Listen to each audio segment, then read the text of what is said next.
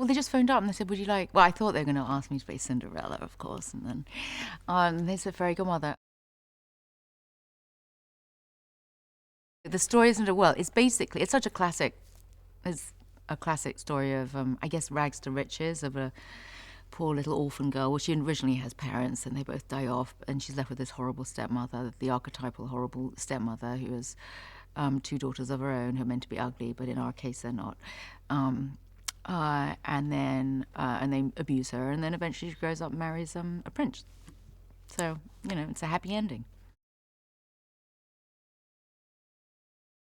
Cinderella's cruelly used by and abused by everybody, and I'm the one figure of kindness, well, left over from her mother, you know. And in a way, maybe it's the mother's spirit. Originally, I did say, can I play the mother too?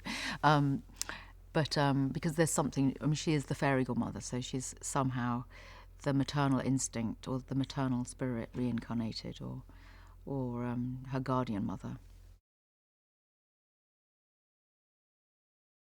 What struck me so much about the look is that it looks like it's obviously not, we're not animated, we're real people doing it, and yet there's something quite unreal and completely fantasy and fairy tale like about it, in that, well, there's Lily, who's the most exquisite being, but her waist looks impossible. It literally is unreal. You go like, Jesus, how does that happen? So it's sort of, it's weird. And then the prince, you meet the prince Richard, who I met in, you know, civvies, and then I just suddenly met him, and he's like the archetype. So they're sort of going for the archetype. I don't know if this is intentional, but archetype, but then making it real too, and believable. Hopefully people will watch this and think, if we get it right, thinking, what is going to happen next, even though they know at the back of their mind what, back to front, you know, the story. But hopefully they'll be watching it and feel they're watching it for the first time. It's a huge film, and there's a huge amount of people. I mean, many more people than, I mean, you know,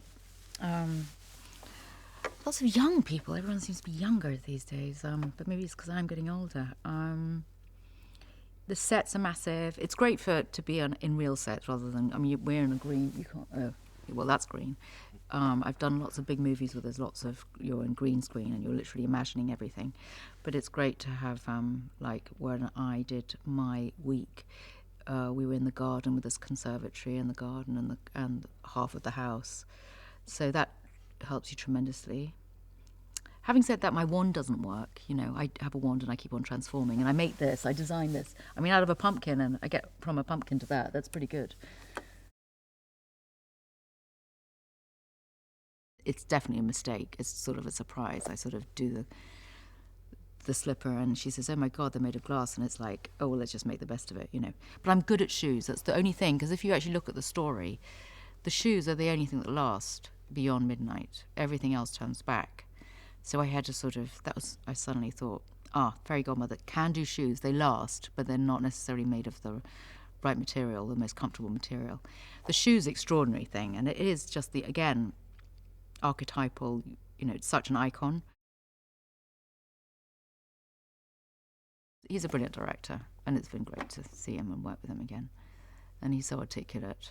I'd forgotten that he always wants lots of energy and happiness, but that's probably why he's going to make this thing fly, because it has to have a certain heightened energy.